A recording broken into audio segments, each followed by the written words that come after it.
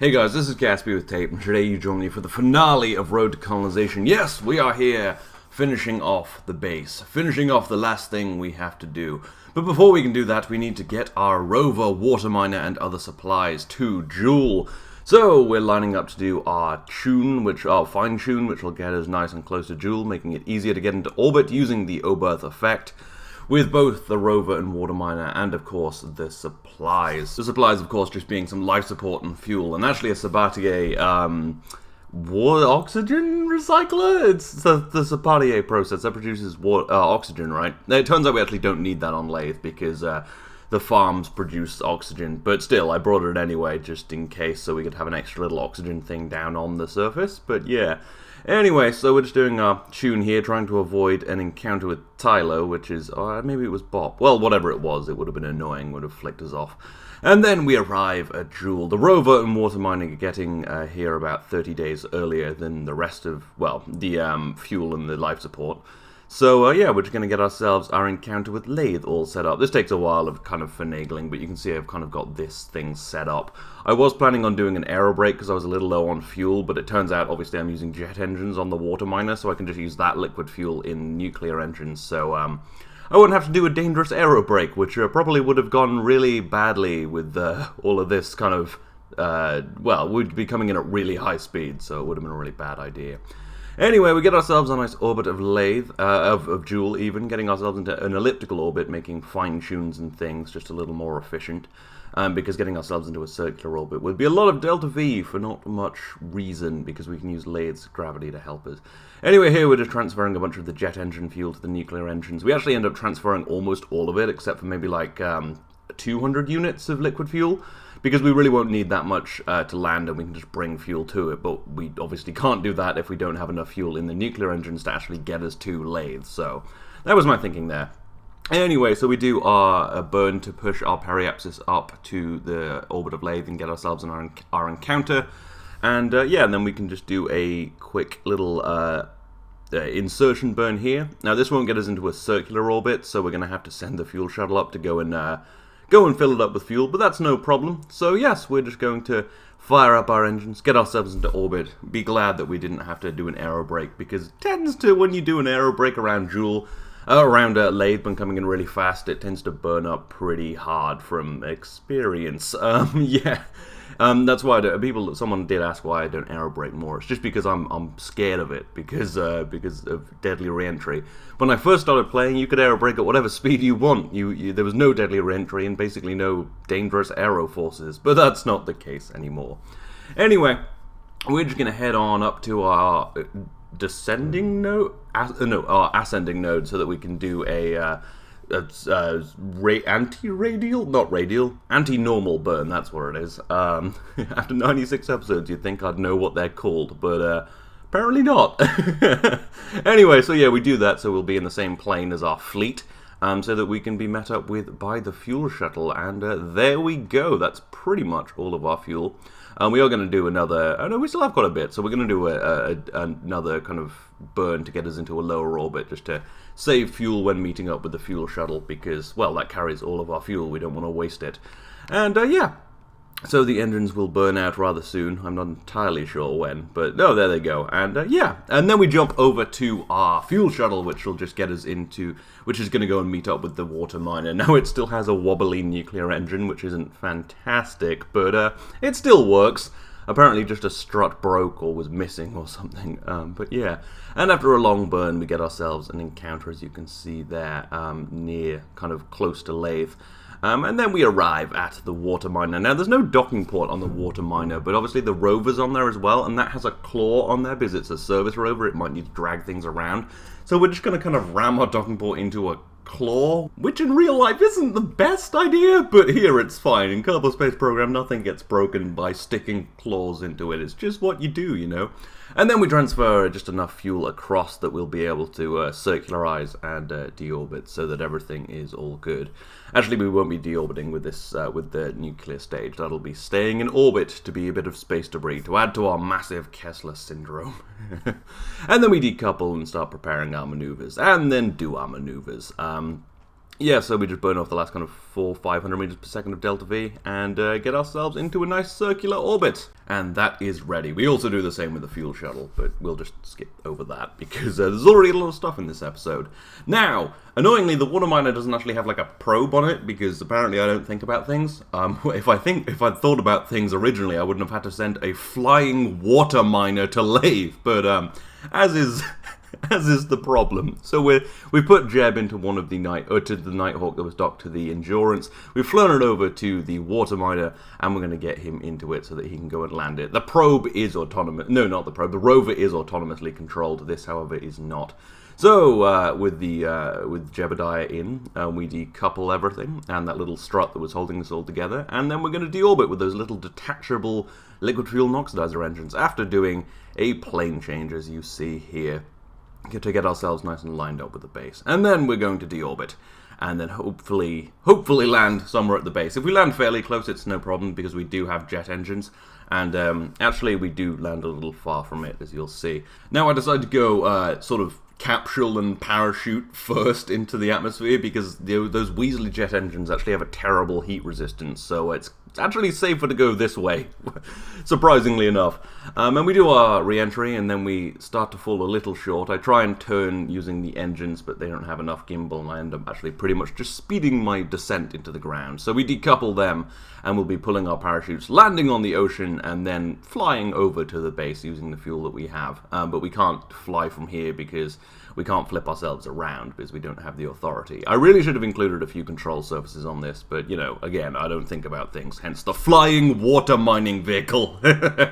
But anyway, so yes, we land on the ocean safely, and then try to repack our parachutes, but Jebediah is not an engineer, he is a badass extraordinaire, so he cannot actually do it. He can't figure how to get them back in the thing. So we're going to have to land propulsively with jet engines, which is not something I like to do, but something I guess we'll have to do. So we take off out of the water, head over towards the base, and we'll hopefully land safely close to the base? But I guess we'll see. As long as we're relatively close to the base, the rover can come and pick us up. So it's no problem, and it could bring a little fuel, which would allow us to fly some more.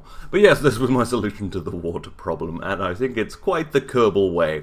Should we just move the base a little closer, or maybe build something with wheels? No, I think we should build a VTOL water miner, man.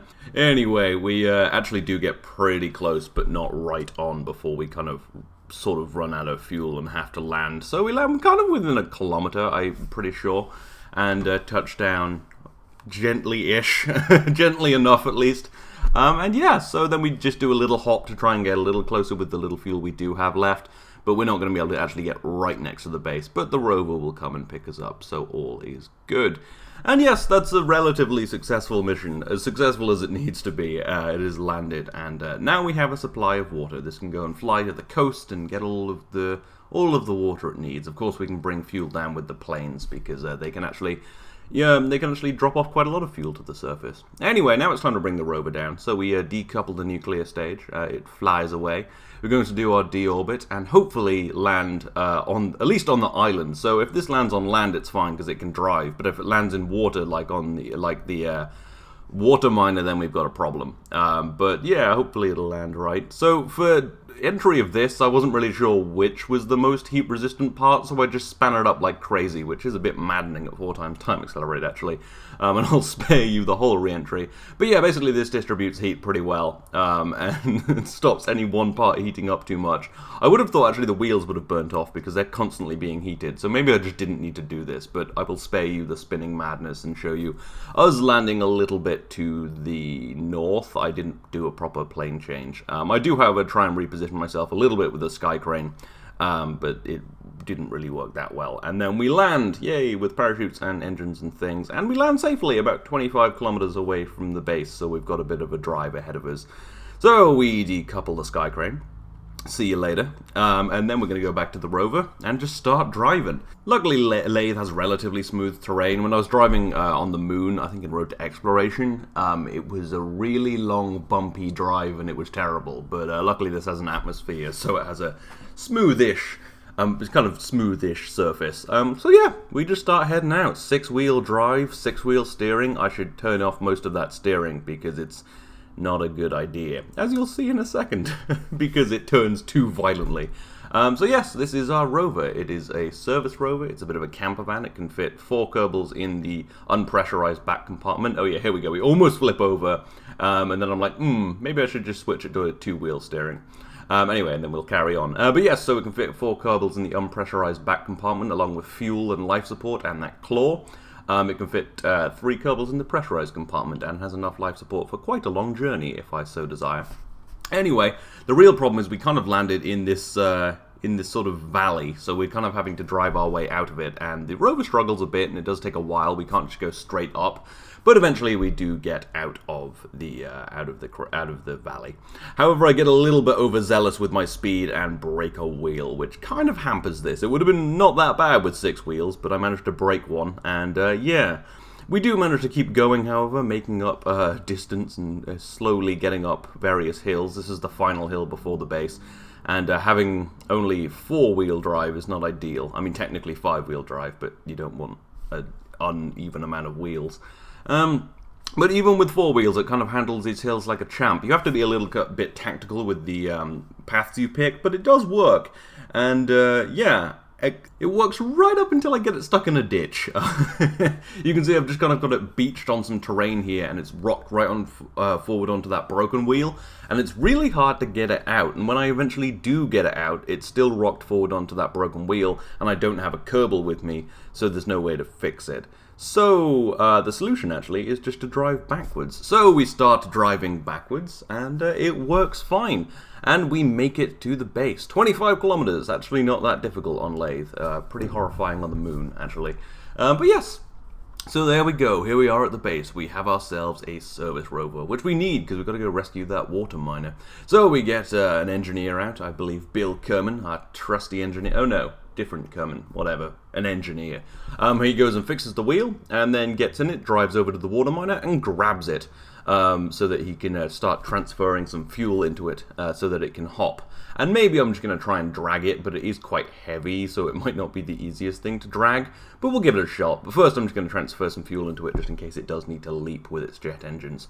And then I try and drag it, but you can only drag it off of its landing legs, and that drags on one of the engines. It does move, but it was kind of freaking me out that it kept wobbling that engine, so I'd stop it. And instead decide to just do a quick hop with my jet engine. Since there was an engineer in the rover, we have managed to repack the parachutes now, so the landing should be fairly easy. We get right above the base, and yeah, pull the chutes, and then actually land kind of right next to it. I kind of nailed it, sort of by accident. I mean, totally on purpose. I'm a fantastic pilot and think things through really well. Anyway, yes, no, it does come down, and we land rather gently right next to the base, which is nice, because then we can connect it with a pipe, which is good, because it has all of the water in it. Anyway, we bring the rover back to the base, gets the rest of the kind of reserve fuel we have left into it, because we need to bring that other power unit over, actually. We have been kind of just using one. So we drive over to the other power unit, which was a little too far away for pipes. We transfer a bunch of fuel into it using a pipe. And yeah, and then we're going to be able to jump it over to the base, which we do right now. We just fire up the engine, we've repacked the parachutes, and we hop on over there. Pull the chutes and land really close to the base again. Went pretty well, actually. Almost too close. Almost broke some of those solar panels. And then we use the rover just to reposition a few things a bit. You can see I can drag this short distances. Yeah, so we just place it here so that it's kind of out of the way of these solar panels. And then we just need to link up the rest of the base. And yeah, then, well, the base is pretty much together. We just have to bring in the rest of those supplies from the other part of the mission. So we're just going to hook ourselves up a pipe right there. And everything is nice and connected now. We also do the same with the water miner, but I will save you various laborious things. And then, yeah, we can test out our life support systems. The oxygen and food is going up. The water isn't, obviously, but we can go and mine that. But we have to do it somewhere else. And yeah, the only problem is we're going to run out of organics, which is what we use to make food. But the solution to that will be coming soon. So yes, but before we solve that particular problem, we need to bring in the rest of the supplies. So we warp down to the apoapsis of Joule, and we fire up our nuclear engines to try and get ourselves into orbit. We are actually going to have to use most of that payload fuel. It was supposed to go to Lathe, actually get to Lathe, because Apparently I thought 3 kilometers per second of delta V was enough when it really wasn't. I don't know why I had 3 in my head, it was clearly 4. Anyway, it doesn't matter too much though, and we fire up those engines to get ourselves in the same plane as Lathe. We do like a gajillion burns to try and be as efficient as possible. So I think I used about 4 burns to get 2 Lathe, which is the cheapest way I could see of doing it. There was no real gravity assist available, so yeah. Anyway, this burn is just raising up our periapsis to the orbit of Lathe so that we will meet it kind of at a reasonable speed. Well, a reasonable velocity. It'll be about the same speed. It's just we'll be kind of passing it at the same sort of angle. You know what I mean. And then we're just going to do a burn to actually meet Lathe. A quick retrograde burn that will actually mean that we will kind of meet Lathe in a couple of orbits' time. This actually ends up arriving about 2 months after the rover and things, but, you know, there's long time scales in space, it's fine. Everyone's happy on Lathe, everyone's having a great time with their artificial gravity rings upside down, and their real gravity base where they also sit upside down. It's a very we're in the upside down, you know, it's like Stranger Things. I haven't seen it. It's probably not about upside-down gravity rings. I don't know, though. That's what I took away from the description of Stranger Things. Anyway, we get into orbit of Lathe rather quickly because there's been a lot of maneuvering this series, and I thought I'd save you some of it. And then we're going to we decouple the 2 payloads. We're going to send this over to the Endurance because it's just a bunch of life support that the Endurance kind of needs. So that's going to keep that nice and topped up. And then we're going to go and land the fuel tank and life support and Sabatier, oxygen creator, oxygen generator. It makes oxygen out of, yeah. Anyway, though, I realize again I've forgotten to do a plane change, so I'm having to do a plane change mid-atmosphere until something weird happens. I lose attitude control, which I lose attitude control now, which implies I don't have any gimbal, which implies my engine has exploded along with one of the landing legs. So the rover makes it through the atmosphere, the plane makes it through the atmosphere, the dumb water miner thing makes it through the atmosphere, but the big solid rock of, like, fuel is apparently not re-entry proof and lands 13 kilometers away from the base and falls over. So there is some fuel on Lathe, but it'll be hard to get to. So anyway, that was the last bit of setting up the base and didn't go so well. But that was kind of non-essential. It was a bit of just, yay, extra fuel and life support and things, but we didn't really need it. So anyway, we are going to continue bringing Kerbals down to the base. So we've got one of our Nighthawk 4s, the one that hasn't been to Lathe yet. We're going to go and fuel it up at the fuel shuttle. And top it up with ore, because it does need to bring some ore down to the base for the life support systems. Surprisingly, one of the systems uses ore to generate organics, which is used to generate food. I don't know. And then we're going to go and dock with the Endurance to grab some crew, because, well, it's kind of pointless just to send a plane down with no crew. We're going to top it up with 6. We're going to send down the rest of the big 3. I mean, Jeb's already down. He was the one who rode the water miner down. He was like, that sounds dumb as hell. I want to do it. Because he's amazing. And then we transfer a bunch of people in. I didn't really check who I was transferring. I just grabbed some Kerbals, you know. Probably not the same people who've been down already. But that's good, because, you know, everyone wants to go down to Lathe. They've been sitting in artificial gravity for too long. And then we do our retrograde burn. So that we can go down to Lathe. Now, the nice thing about a plane is you can pick your landing site. You can actually fly, rather than just sort of falling wherever and then having to figure it out after. So we try and balance our angle of attack to keep our drag and trajectory kind of leveled out so that we actually arrive at the base but don't burn up. And then we burn off some velocity and then find ourselves a landing site. I'm thinking I'm going to kind of snake around and land on the side of this hill so that we land on a kind of flat but uphill, kind of smooth uphill so that we slow down naturally and don't bump around too much.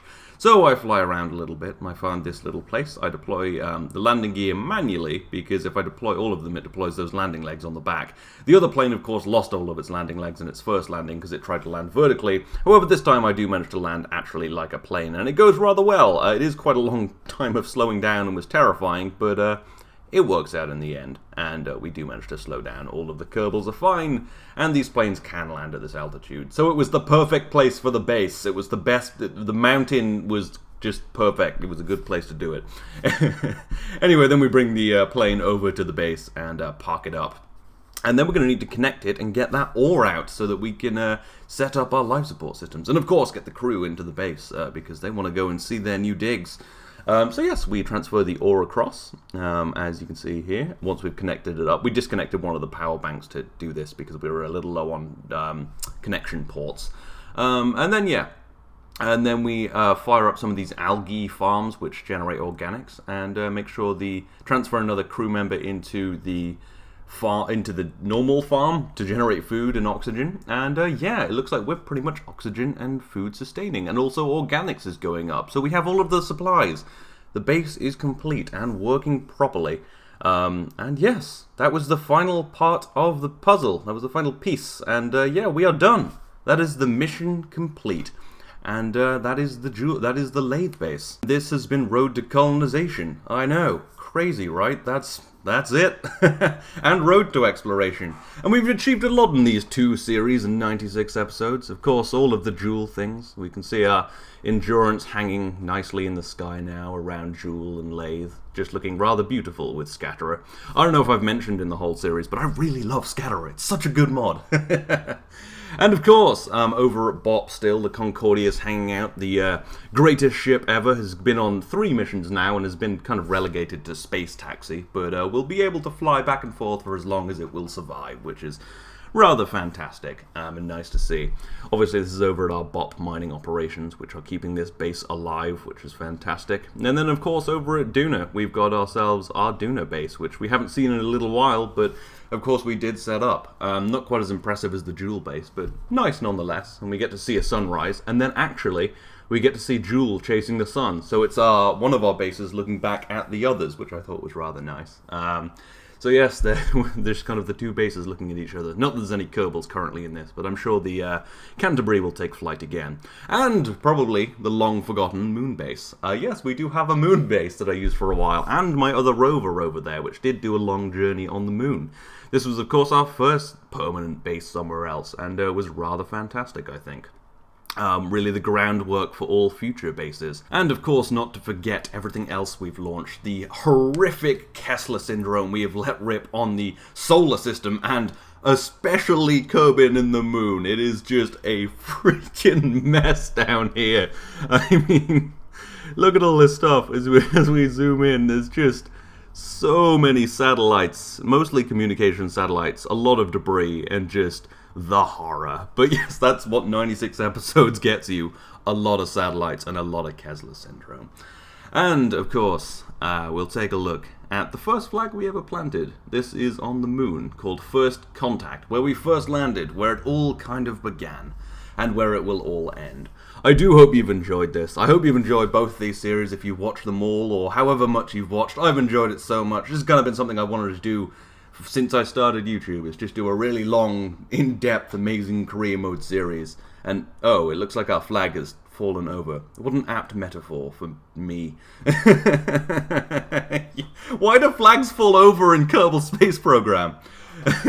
But I'm getting away from the point. Yes, this is the end of the series now. I hope you've enjoyed it. There will be a new series in January, not following this up directly. You can check my Christmas update if you're interested in that. But anyway, thank you so much for watching. I've had so much fun doing these 2 series, and it's been so much fun to see all of you just saying how much you've enjoyed it. And yeah, this has been just fantastic. So thank you very much for watching, and I will see you next time.